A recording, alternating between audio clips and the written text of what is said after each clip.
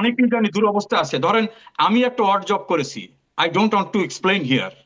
আমার এই লাইফে এসে আমাকে অড জব করতে হচ্ছে। আমি অনেককে জানি, আমি একজন সচিবকে জানি, অত্যন্ত মেধাবী সচিব, তিনি একটা গ্রোসারি শপে কর্মচারীর কাজ করতেছেন। অনেকেই কিন্তু বাইরে যা দেখা যায়, একটা বিয়ের অনুষ্ঠানে গেলে বলে এই যে মন্ত্রী, এই যে এমপি এখানে আসছে।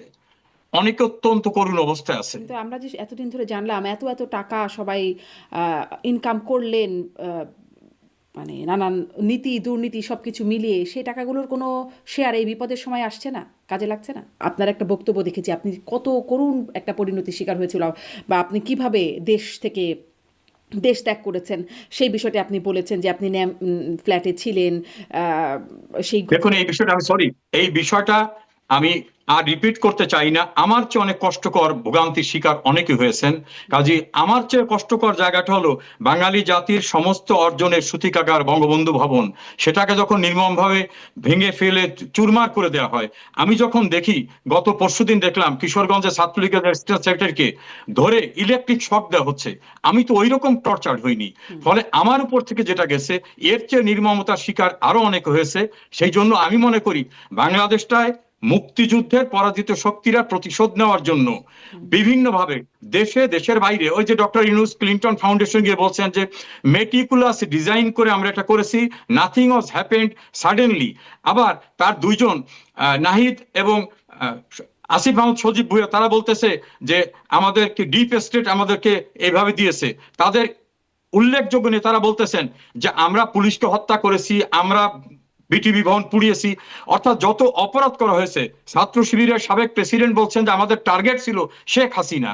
কাজে টোটালি যে একটা মেটিকুলাস ডিজাইনে একটা মুক্তিযুদ্ধের সরকার বা একটা গণতান্ত্রিক প্রক্রিয়াকে ধ্বংস করার চেষ্টা ছিল, আমি হয়তো একজন ক্ষুদ্র ব্যক্তি, আমিও তার শিকার হয়েছি। এর বাইরে এটা নিয়ে আর আমি কিছু বলতে চাই না। জি, আপনিও শিকার হয়েছেন। আমি আসলে ওই প্রক্রিয়াটা আবার নতুন করে শুনতে চাই না, কিন্তু আমি এটা প্রশ্ন করছিলাম যে আপনি ওই বক্তব্যের মধ্যে বলছিলেন যে তখন আসলে উপজেলা ছাত্রলীগ সভাপতি তাপস চৌধুরী তিনি আসলে আপনার কাছ থেকে 12 কোটি টাকা দাবি করেছিলেন। আমি এই বিষয়টা নিয়ে আলোচনা করতে চাচ্ছি না, আচ্ছা আচ্ছা, যে অনেকগুলো অধ্যায় গেছে যে বিষয়টা, আর আমি এটা নিয়ে আলোচনায় নিয়ে আসতে চাই জি না। ঠিক আছে, আপনি যদি এটা নিয়ে আলোচনা না করতে চান তাহলে আমি এর দিকে যাব না। আপনারা তো আসলে খুব টাকা পয়সা নিয়ে যেতে পারেন নাই, সেটা আমরা জানি। এখন আপনারা আসলে কিভাবে, আপনাদের অবস্থানটা কিভাবে, বা ধরুন আমার নিজের কথাটা আমি বলি, আমি ফরেন লয়ার হিসাবে সলিসিটর রেগুলেটরি অথরিটির সঙ্গে রেজিস্টার্ড, আমি ব্যারিস্টার, আমি এদেশে লিগালি ল প্রফেশনের সঙ্গে সম্পৃক্ত। আমি একটা সলিসিটর ফার্মে রেগুলার ল প্র্যাকটিসের সঙ্গে ইনভলভ আছি। আমার মেয়ে অনেক আগে ব্যারিস্টার হয়েছে, সে একটা ইউনিভার্সিটিতে পিএইচডি করতেছে এবং পার্ট টাইম ল লেকচারার। ফলে এবং আমার বন্ধু বান্ধব আত্মীয় স্বজনের সহযোগিতা আছে। আমি একেবারে পিওরলি প্রফেশনাল হিসাবে এখানে কোনোভাবে টিকে থাকা, একেবারে ন্যূনতম যে চাহিদাটা, সেই চাহিদাটা অর্জন করে সাহায্য সহযোগিতা নিয়ে আমি টিকে আছি।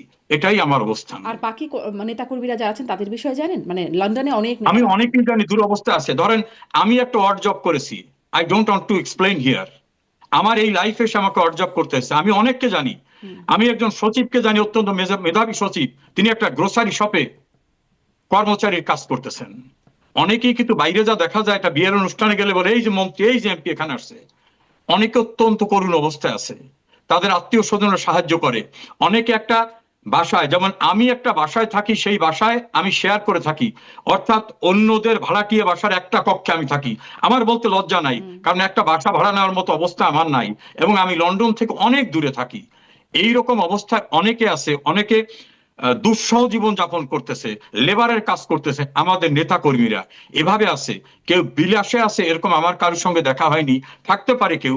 আমি যাদেরকে চিনি তার অধিকাংশই খুবই করুণ অবস্থার ভিতরে আছে। আচ্ছা, পার্টি থেকে কোনো ফান্ড হচ্ছে? যারা এত করুণ অবস্থায় আছে, দেশেও অনেকে খুব করুণ অবস্থায় আছে বলে আমরাও জানি, মানে পার্টি থেকে কোনো ফান্ড আছে তাদের জন্য? পার্টির থেকে কোনো ফান্ড নাই। কিরকম হয়, ধরেন আমার এলাকার কিছু কর্মীরা জেলখানায়, আমি তাদেরকে বের করার জন্য আমার চেম্বারে লয়ার আছে, তার বাইরে কোর্টে কিছু খরচ আছে। আমি হয়তো আমার এক বন্ধুকে বলতেছি, ভাই এখানে 10,000 টাকা দিও কোর্টে জরুরি ভাবে। আর একজনের বলছে, ভাই তুমি 20,000 টাকা দাও, আমাদের ওই কর্মীদের অন্তত 10 জনাকে 500 করে টাকা দিতে পারে যাতে। এরকম ভাবে পার্টির নিজস্ব কোনো ফান্ড নাই। আমাদের নেতারা কর্মীরা যে যেখানে আছে সাধ্যমতো সহযোগিতা করতেছে। আবার অনেকে দানশীল মানুষও এই করুণ অবস্থায় সহযোগিতা করতেছেন, কিন্তু ইন্ডিপেন্ডেন্টলি কোথাও কোনো ফান্ড রেইজ করা, সেই ফান্ডের ভিত্তিতে কিছু করা হচ্ছে হচ্ছে, এরকম কোনো বিষয় আমার জানা নেই। জি, কিন্তু আমরা যে এতদিন ধরে জানলাম এত এত টাকা সবাই ইনকাম করলেন, মানে নানান নীতি দুর্নীতি সবকিছু মিলিয়ে, সেই টাকাগুলোর কোনো শেয়ার এই বিপদের সময় আসছে না, কাজে লাগছে না? না না, এটা খুবই ভালো কথা বলছেন। আমিও শুনছি যে একটা টেলিভিশনের টক শোতে শুনছিলাম যে এত হাজার কোটি টাকা শেখ হাসিনাকে ইন্ডিয়ায় এস আলম দিয়ে আসছে। যে পরিমাণটা বলছে সেই পরিমাণটা নিতে গেলে আমরা হিসাব করলাম বাংলাদেশের যে কারেন্সি নোটটা, সেই নোটে দেখা গেল অন্তত 30-40টা ট্রাক লাগবে, এবং সেই ট্রাকে পলিথিন দিয়ে বুঝাই করে ওই টাকা নিয়ে যেতে হবে। এখন এইটা যিনি আলোচনা করলেন তিনি দেশের গুরুত্বপূর্ণ একজন ব্যক্তি, আর কোন দেশের ভিতরে এইভাবে টাকা ঢুকানো যায় এটা আমি শুনি নাই। আর শেখ হাসিনা যেখানে থাকেন নিশ্চয়ই সেটা প্রাসাদোপম একটা জায়গা না যে কয়েক হাজার কোটি টাকা তিনি সেখানে মানে নিয়ে রাখতে টাকা কি পারবেন। আর এভাবে এরকম পাঠাতে গল্প হয়? আছে। ট্রাকে ভরে ভরে কি আর এখন টাকা পাঠাতে হয়? অনেক রকম এটা না, পদ্ধতি তো আছে এই টাকা আপনি কি, পাঠানোর। আপনি যে দেশে থাকেন আপনি বলেন তো আপনার অ্যাকাউন্টে 5,000 পাউন্ড, 5,000 ডলার বা 5,000 টাকা পাঠাবার সঙ্গে সঙ্গেই একটা প্রশ্ন আসবে এই টাকা কোত্থেকে আসলো, এটা তো একটা সোর্সটা কি? খুবই যৌক্তিক প্রশ্ন। জনাব সমরেজাউল করিম, দেশে থাকতেও আমরা যখন একটু টাকা লোন নিতে যাই তখন অনেক খোঁজ খবর নেওয়া হয়, কিন্তু যারা বড় বড় ঋণ খেলাপি হয় তাদের ব্যাপারে কোনো খোঁজই দেখা যায় তাদের কোনো ব্যবসা প্রতিষ্ঠান নাই, কিছুই নাই, একটা বেনামে বা একটা মিথ্যা ভুয়া একটা কিছু দেখে তারা লোন পেয়ে যান। আর আমাদের ক্ষেত্রে বিষয়গুলো সবসময় কঠিন। এটা আসলে এই মানে উদাহরণে কি আর হবে? দেখেন, হাজার হাজার কোটি টাকা দেশের বাইরে নিয়ে গেছে, এইটা ইউনুস বলছে যে সব তুলে ফেলবো এবং এমন ব্যবস্থা করব যে দৃষ্টান্ত হয়ে যাবে। এই ভণ্ড এই 1.5 বছর যে অবৈধ ক্ষমতা দখল করে থাকলো, একটা লোককে কি সে ফাউন্ড আউট করতে পারছে যে এই লোকটা বিদেশে টাকা নিয়ে গেছে বা এইখানে টাকা আপনাদের রাখছে এই ব্যাংকে? ভূমিমন্ত্রী ছিলেন যিনি, তার মানে যুক্তরাজ্যে তার প্রপার্টি ফ্রিজ করা হয়েছে, হয়েছে তো। আপনি আপনি এই বিষয়টা সম্পর্কে জানেন কিনা আমি একটু এক্সারসাইজ করেছি। আচ্ছা। আপনি কি জানেন তাদের পারিবারিক বিজনেস এই দেশে বিভোর লিবারেশন ওয়ার থেকে লন্ডনে পারিবারিক বিজনেস, এবং লন্ডনে কেউ এতগুলো প্রপার্টির মালিক কোনোদিন কেউ হতে পারে না। এগুলো গসিপ। ওই যে কালের কণ্ঠ কদিন আগে নিউজ তাহলে কি করছে, যেটা ফ্রিজ হয় আজকে নাই? যেটা মানে করছে। কথাটা কি, বিষয়টা কি, তার যে সম্পত্তিগুলো নাকি ফ্রিজ করা হয়েছে এটা কি হয় নাই?